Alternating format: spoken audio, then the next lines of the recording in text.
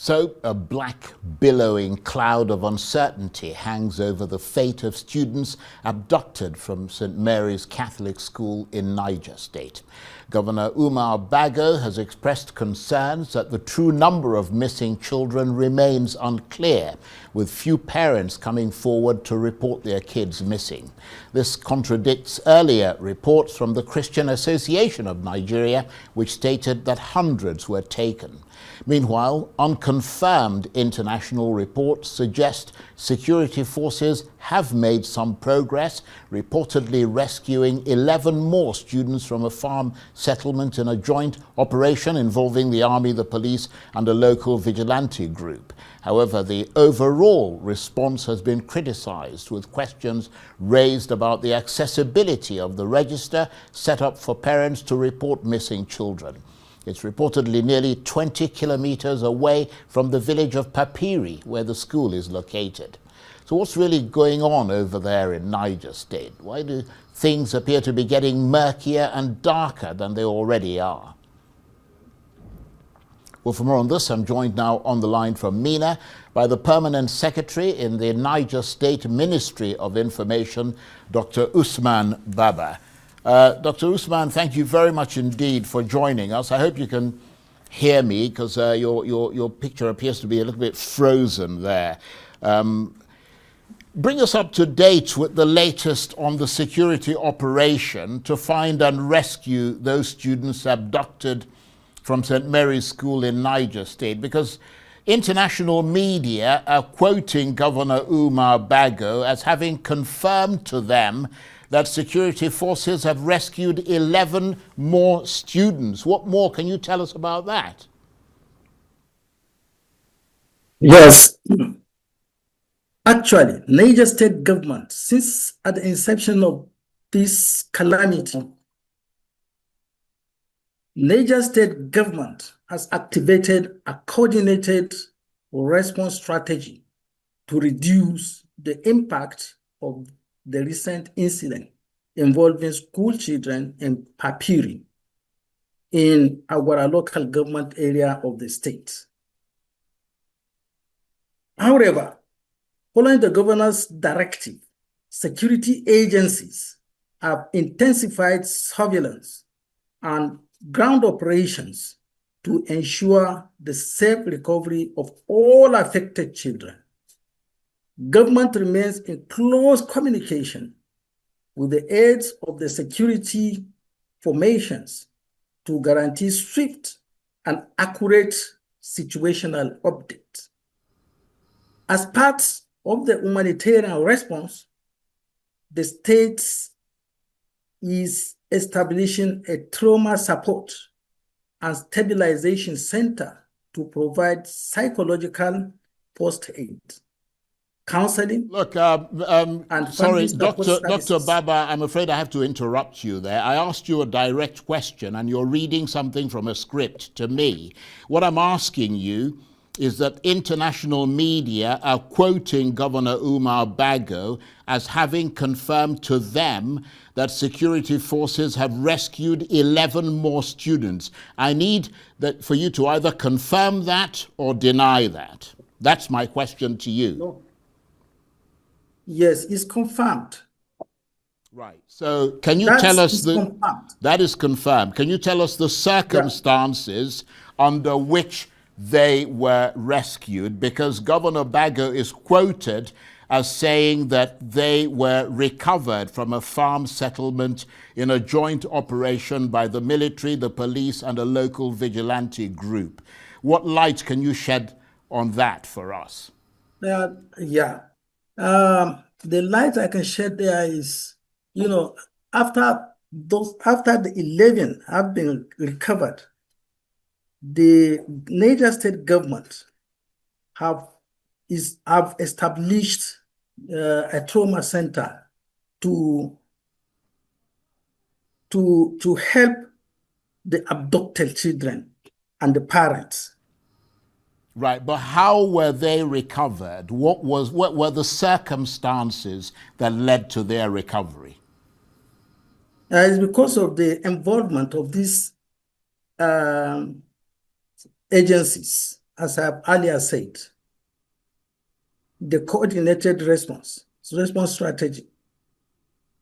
Right, but they were found in a farm settlement. Do we know where that farm settlement is, what the circumstances were? Did they run away from the group? Were they being held in the farm settlement and they were then forcibly rescued by the officials? I mean, tell us something more. Yeah, what really happened is because of the scare, when they see that the force agencies are getting to know where they stay, they forge ahead. So they don't stay, they are not stabilized in a place. So the exercise has to continue. I don't understand what you mean by the exercise. You mean so basically the people who abducted the students were in that farm settlement, and that when they then saw the security operatives approaching, they ran away. Is that what you're saying? I'm trying to understand you. Yeah, exactly. That's what I'm saying. As they encounter these security agents, they tend to move away from that place. So how come there were just 11 students there? Not 11. They can't pack all of them because of the scaring. So some have to be left back. So the 11 belongs to those that were left back, and they could not follow them. Right. So these people were actually abducted. They were not people who ran away the night before and maybe took refuge in a farm settlement. They were actually people who had been abducted by the criminals who took them. Yeah. Right. And the police and other security agents, well, thank you for clarifying that for a start. So we now know for sure from you that the 11 more students have been rescued.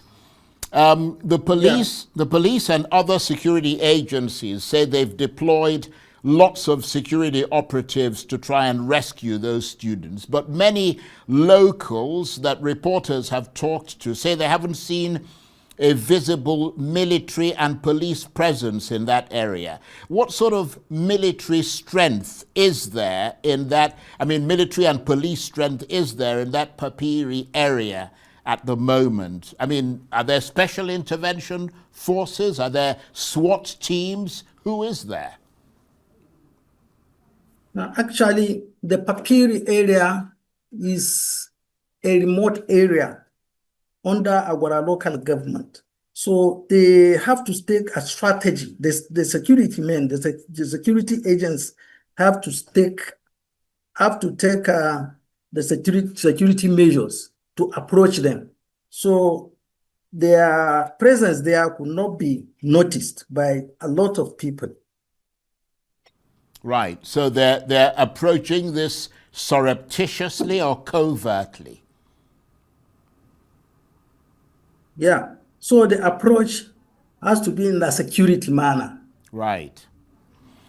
But as a member of the government of Niger State, you also have security charge of the state. The government does. Are you satisfied that all that can be done is being done to get the kids back? I wonder what your assessment is of the tactical work that's being done to bring them home. Actually, it is possible to bring them home if they can continue like this. Right. So you think the security forces are putting the abductors under a lot of pressure, and that if this continues, the recovery rate is likely to go up? Exactly. Right. Well, we'll obviously have to watch and see how that evolves.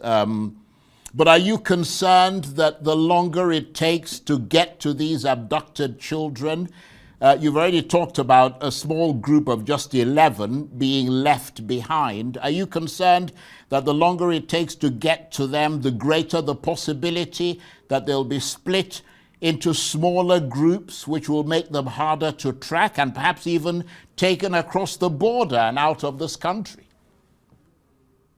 No, the approach they are using, as they move forward with the approach they are using, eventually they will be successful to get them back. Right. You sound fairly confident there. I am confident that with the approach, present approach they are using, the security men are using, they will be capable of getting them back safely. Right. Okay. We'll obviously be watching that. But we're also hearing that the Niger state government has set up a register for parents to report missing children, but that according to the governor, so far only 14 parents had come forward. But then local reports suggest the site with the register is nearly 20 kilometers away from the village of Papiri, where the school is located, and where people are poor and have challenges accessing transport. I mean, that raises questions about the accessibility and effectiveness of this register, doesn't it? I know this is a joint task. It's a joint work. The government officials are there at our local government. So when they get to them, the report reaches us at the headquarters, state headquarters. Yeah, but wouldn't it make more sense? I mean, you're talking about parents who are traumatized, parents who are missing their children, parents who are psychologically devastated by what has happened, and you still expect them, I mean, people who are very poor and have to find transport to start going 20 kilometers away to go and register that their children are missing. Why don't you take the register to them? Yeah, the people working there are doing are doing certain works there, day in, day out, to make sure that everything is in order. And that's all you have to say about that, is that? Yeah. Right, okay. Well, you're being terribly helpful, aren't you? Now, the people in that area and all the other people connected with that school, as well as the parents and relatives of those abducted children and staff, they say that at the very least, they expected the government to have set up distress, or the security forces, or both the government and the security forces, to have set up distress telephone numbers that people can call to get up-to-date information or to give information about these abductions without too much hassle or protocol. But you haven't done that, have you? And all those people are left in a state of helplessness and despair. No, actually, we are doing that. Day in, day out, we are doing that. We are making sure that we communicate with them effectively. How are you communicating with And them that is effectively? why we're getting some. How are you communicating with them effectively? Effectively, we are doing that. We in the process. We just have to move in this manner before, everything is all over. In what manner? In this manner, some things are not yet placed, put in place, but we just have to put them in place.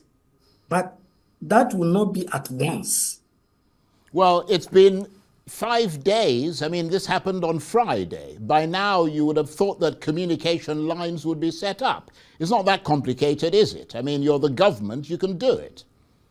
Yeah, no, the communication we've been receiving, we've been talking, but we want it to be more perfect than the one we are having now. Right. And what more can you tell us that you know about how this attack unfolded? I'm wondering how much information the state government has now about who carried out these abductions and whether they were driven by money or ideology or both. Have you received any communication from their abductors? Not yet. So you don't know who they are, basically? Not yet. Right. Let me broaden this question now, because obviously this has happened to you in the state. I mean, it's the largest mass abduction, if the numbers are to be believed, probably, in many, many years. I mean, what do you think is the best way to tackle this continuing issue of mass abductions in particular, and the broader insecurity in general in that part of Nigeria? Yeah, strengthening community policing, and everybody in the community should be conscious of these people in fighting them. Right. So you're an advocate of local police then, is that right? That the locals should have a right, I mean local governments and state and all that, to have police? Community policing, yeah. That is the answer as far as you know. And also every individual in the community also. Right. To be agent of, yeah. Well, I don't know if I'm sure you're aware of this. I mean, you are the permanent secretary of information of the Ministry of Information in Niger State. The Nigerian government has said it's agreed a new security cooperation pact with the US following these latest kidnappings. What do you make of the role that President Trump might have played in all of this? Because I mean, it's been trailed by controversy because he's talked about the persecution of Christians in Nigeria, but his comments have also put a bright spotlight on this issue of insecurity in Nigeria right now, hasn't it? Yeah. Actually, in Nigeria, this issue of Christian are being killed, is general. It's not only Christians, even the Muslims. A lot of Muslims are being killed. The only thing America should do there is, to give our agents maximum training to see that we overcome this insecurity issue. Right. But what I'm saying is that, do you think that President Trump's comments have now shone a spotlight on this? Does that give you hope that there is now a better chance of focusing more on this problem internationally and perhaps coming up with solutions that would help to alleviate the problem? Yeah. The problem has been there, and we've been fighting the problem. The government is fighting every now and then. Right. Okay. Just before I let you go, and I appreciate the time you've taken to talk to us, and the fact that you've confirmed that 11 more abducted children have been rescued. What message do you have for the parents of these abducted children in particular, and for Nigerians as a whole who are watching what is going on in Niger State? What message does the government have for them? No, actually, this is a big problem as we've been discussing it.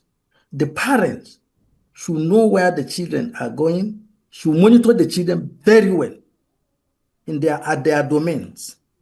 And as I said earlier, the community policing and the involvement of all the parents, brothers, and everybody in the community is paramount. because if they hear anything or sense anything out, they will relate to the parent and they will take caution. Yeah, but the kids who were abducted were in school. Where else would they have been? Yeah, they were in school. Actually, they were in school, but they were not aware of their coming.